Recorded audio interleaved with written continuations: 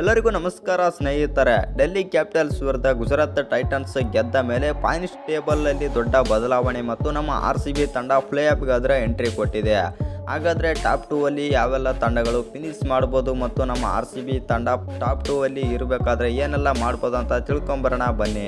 ಅದಕ್ಕಿಂತ ಮುಂಚೆ ನೀವೇನಾದರೂ ಚಾನಲ್ಗೆ ಸಬ್ಸ್ಕ್ರೈಬ್ ಮಾಡ್ಕೊಳ್ಳೋದು ಹಾಗೆ ನೋಡ್ತೀರಾ ಸಬ್ಸ್ಕ್ರೈಬ್ ಮಾಡಿಕೊಂಡು ಬೆಲ್ಲೈಕನನ್ನು ಆಲ್ ಇಟ್ಕೊಳ್ಳಿ. ಹಾಗೆ ಈ ಸಲ ಕಪ್ ನಮ್ಮದೇ ಅಂತ ಕಮೆಂಟ್ ಮಾಡೋದನ್ನು ಮರಿಬೇಡಿ.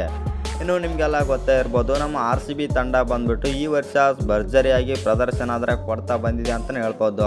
ಇನ್ನು ಇವತ್ತಿನ ಪಂದ್ಯದ ಕಡೆಗೆ ಬರೋದಾಯಿತು ಅಂತಂದರೆ, ಗುಜರಾತ್ ಟೈಟನ್ಸ್ ತಂಡ ಬಂದುಬಿಟ್ಟು ಡೆಲ್ಲಿ ಕ್ಯಾಪಿಟಲ್ಸ್ ವಿರುದ್ಧ ಭರ್ಜರಿಯಾಗಿ ಮತ್ತು ರೋಚಕವಾಗಿ ಗೆದ್ದ ನಂತರ ಪಾಯಿಂಟ್ಸ್ ಟೇಬಲಲ್ಲಿ 3 ತಂಡಗಳು ಕೂಡ ಕ್ವಾಲಿಫೈ ಆದರೆ ಆಗಿವೆ.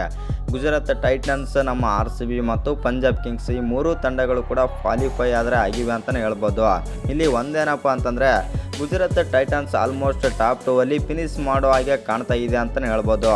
ಇನ್ನು ಗುಜರಾತ್ ಟೈಟನ್ಸ್ ತಂಡಕ್ಕೆ ಇನ್ನೂ 2 ಪಂದ್ಯ ಆದರೆ ಬಾಕಿವೆ ಮತ್ತು ಆ 2 ಪಂದ್ಯದಲ್ಲಿ ಒಂದೇ ಒಂದು ಪಂದ್ಯ ಗೆದ್ದರೆ ಸಾಕು ಟಾಪ್ 2 ಅಲ್ಲಿ ಆದರೆ ಫಿನಿಶ್ ಮಾಡುತ್ತೆ ಅಂತಲೇ ಹೇಳ್ಬೋದು ಗುಜರಾತ್ ಟೈಟನ್ಸ್. ಇನ್ನು ನಮ್ಮ RCB ಮತ್ತು ಪಂಜಾಬ್ ಕಿಂಗ್ಸ್ ಈ 2 ತಂಡಗಳಿಗೂ ಕೂಡ ಟಾಪ್ 2 ಅಲ್ಲಿ ಫಿನಿಶ್ ಮಾಡೋಕ್ಕೆ ಅವಕಾಶ ಆದರೆ ಇದೆ. ಪಂಜಾಬ್ ಕಿಂಗ್ಸ್ ಏನಾದರೂ 2ಕ್ಕೆ 2 ಪಂದ್ಯ ಗೆದ್ದು ನಮ್ಮ RCB ತಂಡ 2ರಲ್ಲಿ 1 ಸೋತ್ರೆ ಟಾಪ್ 2 ಅಲ್ಲಿ ಬಂದುಬಿಟ್ಟು ಪಂಜಾಬ್ ಕಿಂಗ್ಸ್ ಆದರೆ ಫಿನಿಶ್ ಆದರೆ ಆಗುತ್ತೆ. ಏನಾದರೂ ನಮ್ಮ RCB ತಂಡ 2ಕ್ಕೆ 2 ಗೆದ್ದು ಪಂಜಾಬ್ ಕಿಂಗ್ಸ್ ಏನಾದರೂ 2ರಲ್ಲಿ 1 ಸೋತ್ರೆ ನಮ್ಮ RCB ತಂಡ ಬಂದುಬಿಟ್ಟು ಟಾಪ್ 2 ಅಲ್ಲಿ ಆದರೆ ಫಿನಿಶ್ ಆದರೆ ಮಾಡುತ್ತೆ ಅಂತಲೇ ಹೇಳ್ಬೋದು.